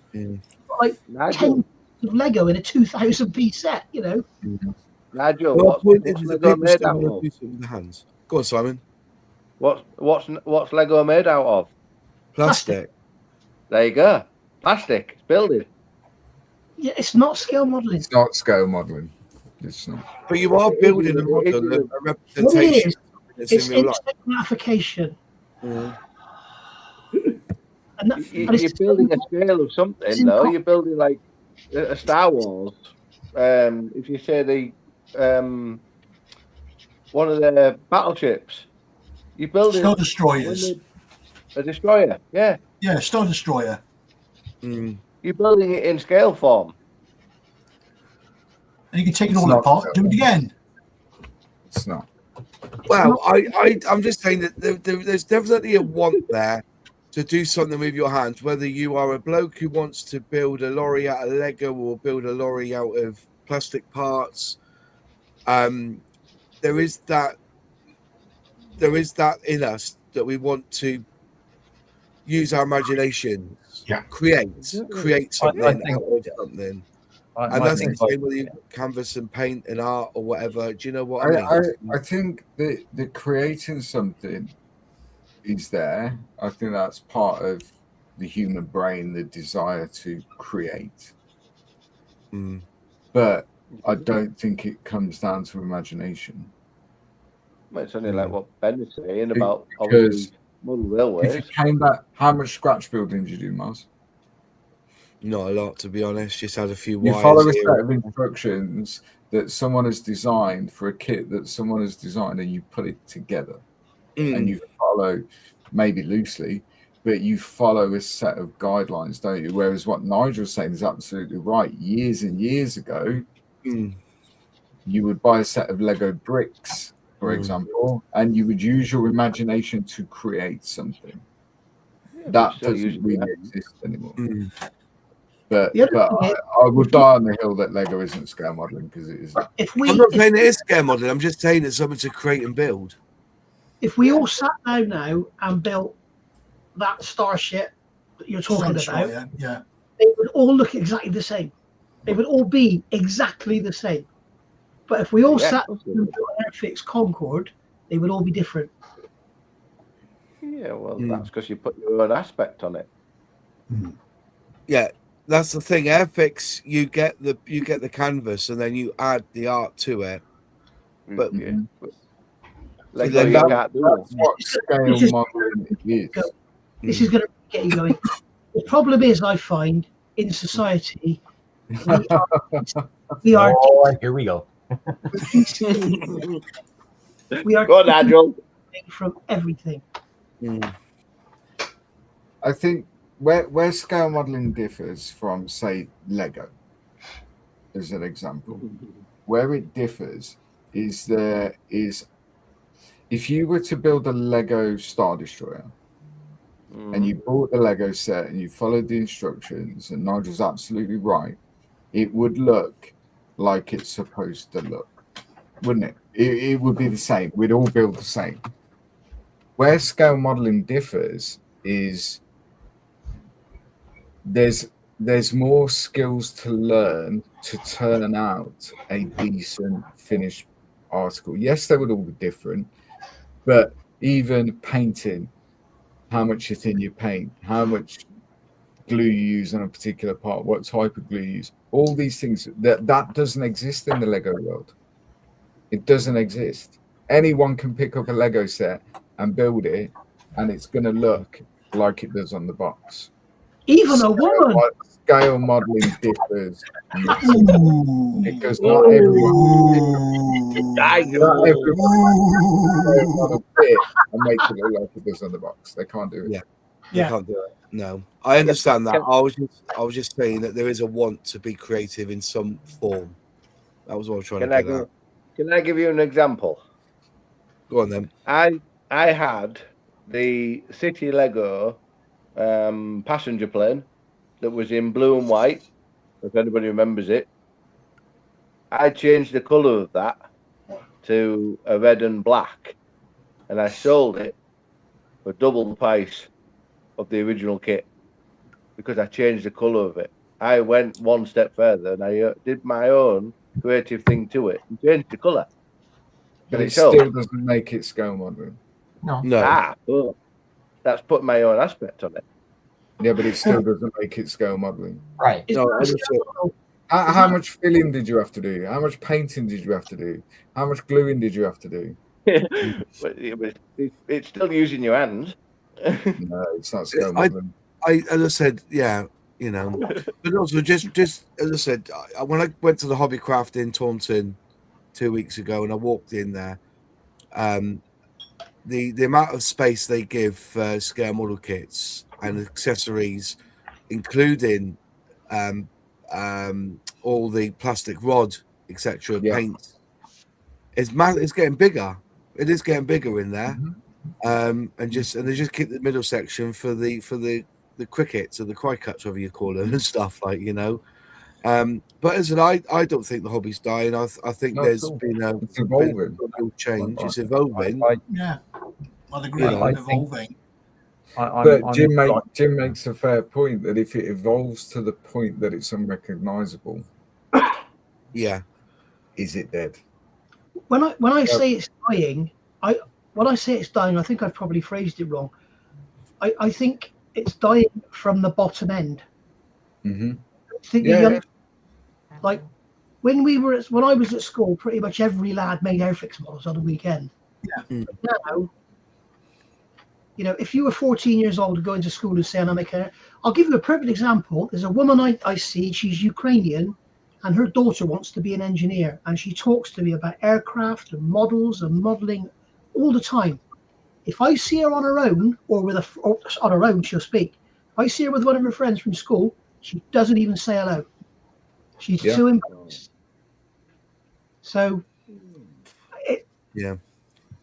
I think if you were 15 today and you went to school and said, I built a model of a 747 yesterday, I think they'd beat you up. I think that. But wow, that kind of happened over here in the 70s too. You know, oh, you're a nerd. If you weren't into sports, you were a nerd, and you got beat. I think that will always be the case. It's just what makes you a nerd. It's changed. Chess. Yeah, no, yes, I at school. So no, I'm not inclined to think that modelling is dying as such, and I would only be able to bend my mind towards that thought if I was to go to Fairford or Duxford or Yeovilton and find that there was nobody there watching the aeroplanes. Mm-hmm. And I simply cannot imagine that happening, you know. And you wander around Yeovilton during a weekday. If you do that, quite frequently they have hordes of little children wandering around, you know, breaking wind in the aeroplanes and all things like that. But they're interested. They're taking an interest in it. And you know, when I was a kid at school, it was a solitary thing to make models, and you were careful about who you said this to, because you were likely to put a target on your back of your, you know, on your back. And Dungeons and Dragons was the same thing. These group of people, I knew some of those people, and they were careful about how they said it as well. I think, you know, we're nerds. For the dyed in the wool modelers, such as the people in whose august company I am now, the internet has become a little bit of a boon, to be honest with you. Because let's think about this for a minute. Here is a place where the people who are on it are universally kind and generous with their time, and always answer questions from people who write to them and share their knowledge and share their skills, and look at, you know, at what people do. Look at what John Alec does in his, you know, in his way with his you know, with his presentations, and Nigel is the doyen of the whole, you know, look, here's a technique for you. Doing it with those wheels the other day, weren't you, on that 1/24th Messerschmitt? You know, these are things that people love to see, but they had to make them up for themselves to begin with. But if people already know how to do this, and they then decide that they're going to look at what you do and it improves what they do, well, they're one step closer to saying to themselves, do you know what? My bloody Quinta Studios kit looks a bit samey. I know. I'm going to try painting that. Yeah. And look at that BF1 and on I've just done. That's out of the box. Other than the hinges on the front, that's out of the box. And I should make the dash panel look a lot better. When you finish, Roger, I want to jump in. So carry on what you're saying, then I'm going to quickly jump in. I mean, it's an extraordinary time to be modelling, to be somebody that does this thing. And when I look at it, I think, you know, it's not dying. It really isn't. You know, there are people coming and doing this, and they're coming in and buying, you know, little tiny 172s and then 148s, and then they're going up to 132, and then some of them are buying Qatari, and some of them are buying that new Revell kit, and Revell are dabbling in the high end. You know, Airfix are dabbling in the high end. There's no question that 1/24th scale Messerschmitt is a high end kit. No doubt about it. You know, from the way it's your audience. Have you looked at your audience? The age? They're all younger than I am, but then everybody in the world is. But all of mine are generally 50 plus. Yeah, same here. There's a lot of them at that level. I mean, about 10% maybe are under that age, but I don't know that. That means it's dying. Maybe maybe something else is happening. I think if the model world was dying, there wouldn't be the market for new models that there is. There won't be the shows there is either. I can't, if I go to, if I ever do go to a show, and I promise you I will at some stage, if I came to it and it was empty, then I'd think that modelling was perhaps not doing quite as well as it ought to. You can go to shows that are very, very quiet, Zinners. I can assure you of that. Maybe my sort of somewhat isolated position here is not serving me well, but I can only speak as a comparative latecomer in this regard and say there's I think quite a lot to be optimistic about here. And I with due regard to other correspondents who've clearly thought a lot more about this than I have. Anyway, look, I want to just to Mr. Stark. I want to put something that Celtic West just said in the comments, because I thought this is quite interesting. As I take his point on this, when I grew up in the 60s, we were 20 years after World War II. That would be the equivalent to the Gulf War now. And it was more relevant to us then. I grew up surrounded by heroes and wanted to build the machines they fought in. And I'm kind of thinking that we've not really been in a war as such. But I just wonder whether, let me just finish and you can then hit me with whatever you want. Just for instance, let's look at the children of the Ukrainians, okay, at the moment. They're in a war zone. I do wonder when they grow up and they've lived through that, they'll be wanting to build those tanks that they were seeing on their streets. Do you know what I mean? Probably No, not. is that not the sort? I'm only going by what I'm just putting. This is just again devil's advocate. If like Celtic West is saying there, people build these machines because they're in awe of them.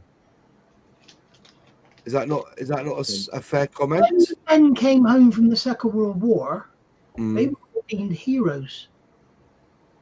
They were. When the men came home from the Gulf War, it was all a political, pointless war that should never have happened. And Afghanistan was the same. Mm-hmm. So in our minds, we've got, we're graced with the presence of Luke. These guys are so brave, and yes, they are heroes. But overall, we should never have happened. Shouldn't have gone there. It's not our war. So I think it's a very emotive subject, but it does relate to the hobby. For those watching or listening or whatever that don't know, I've done 4 tours of Afghanistan and 3 tours of Iraq. Now, at the time when you're there, that's war.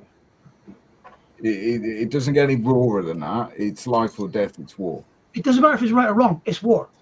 But the way society views those conflicts to how they view the First and Second World War is incredibly different. Yes. Because the Second World War, for example, and thankfully we'll never see anything else like it, war, like every technology, has evolved. So, I grew up in and around Birmingham. Well, Birmingham had the shit bombed out of it in the Second World War. That never happened in the Gulf War. That never happened in Afghanistan.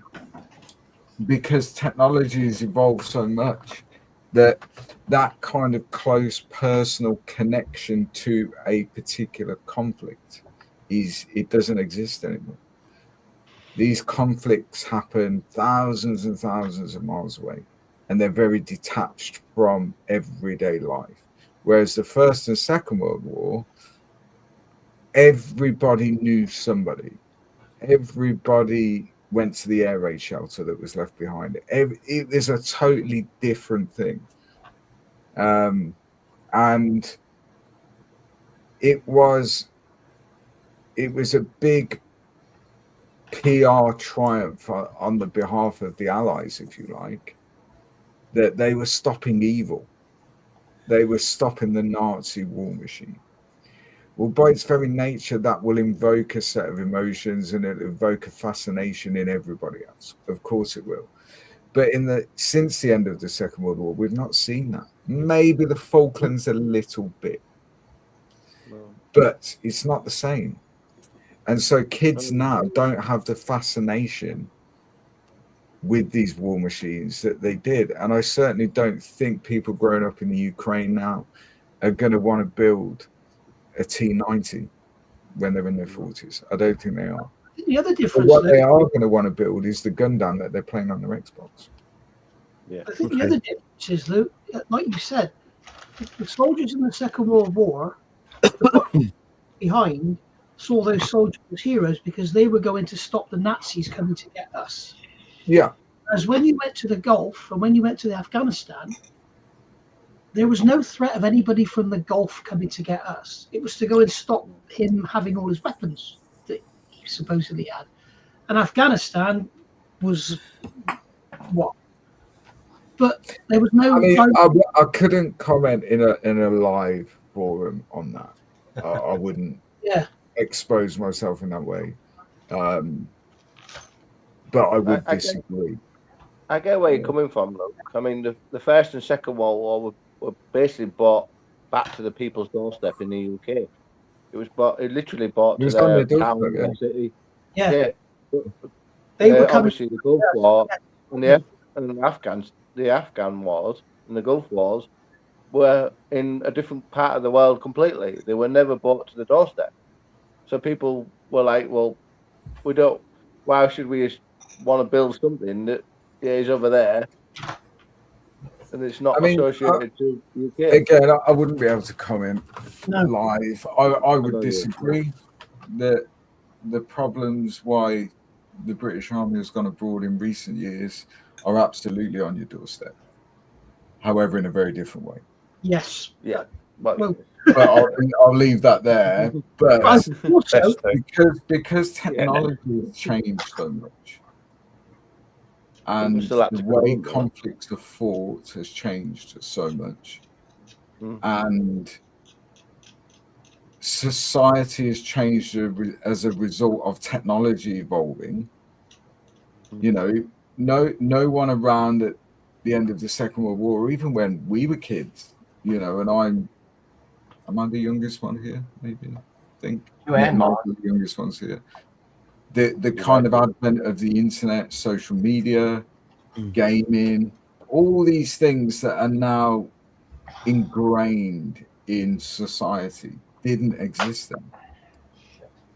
It wasn't a thing when we were kids. So naturally, the window of their interest shifts. And now they don't want to build a war machine. But, they don't want to build a real life war machine. But they'll quite happily put together a Gundam or a Warhammer or whatever, because that's where they're interested in like this gaming world that we never had. To us, the most fantastic thing was a military aircraft or a military ship. It was science fiction, wasn't it? It was amazing. Yeah, that this technology existed, whereas now it's not amazing. It's not amazing. Yeah. But what is a robot the size of a skyscraper. Like, that's amazing. That captures people's imagination. I just want to say, if you've watched the Hella interview and that I put up 2 days ago, it was, as I said, it was a bit of a revelation to me that Hella have come out and said our competition is not the next scale model manufacturer like Airfix, Tamiya. Their competition is the likes of Netflix, Roblox, what it was called, all those games. So that's what I see their competition. And I think if they can lie into that, so it's definitely one of them. It's a hard sell. It's a hard sell because the competition is phenomenal. You know, but if you look at manufacturers like Bandai, for example, well, they caught onto that real quick, years ago. So they went down the Gundam route, and they went down the Star Wars route, and now they're, I would argue, probably the most profitable model manufacturer in the world. And they've always been one of the best. I've actually got. When I was a kid, they're absolutely awesome. I can't show it on here because it's got the dreaded symbol on the box. But it's a Bandai 48 Africa Core half track. It's a 1971 tooling. And even now, you look at that kit. I haven't built it. It's still in the box, obviously, because it's worth some money now. But you look at the instructions, and they show you the instructions are in color. It shows you how to manipulate the figures and how to pose them and how to. And that was in 1971. Bandai were doing that. Yeah. And the tooling, I would argue, is as good as we're seeing from manufacturers today, if not better. I think Hasegawa were the same, weren't they? They did some beautiful little Jeeps and stuff, I remember. And the only thing with that kit that's a problem is the decals, because obviously the decals are so old, they're shot, you know. But the kit itself is phenomenal. Anyways, it's 10 o'clock. Again, thank you to everyone in the chat that's commented tonight. Sorry it started off a bit slow. Next Monday will be, as I said, Airfix and Chill, where we'll be discussing what we think is going to be announced on Wednesday. And then on Wednesday, from 3:45, we'll do our annual Airfix launch, where we watch the launch live and we commentate on it. And then hopefully Dale will be on after that with hopefully Matt, head of product, I think he is, and Clint, head researcher of Airfix, to come and answer your questions, which hopefully we'll be able to get through as many as we can. Yeah, thank you so much for joining us tonight. And thank you all for joining last week for the quiz. I hope you all enjoyed it, because I thought it was great. I think it went well. I think the software was all right for a lot of people. We had people from Australia, Netherlands, America, Argentina joining us in that, and I think we'll do it again at Easter. So make sure you download the app ready, and we'll do it again. But again, thank you to Jim, to Luke, to Barry, to Zinzam, John, Alec, Simon, and Nigel for joining me tonight. And we'll see you next week here on Airfix and Chill. Have a great rest of your week. Bye-bye.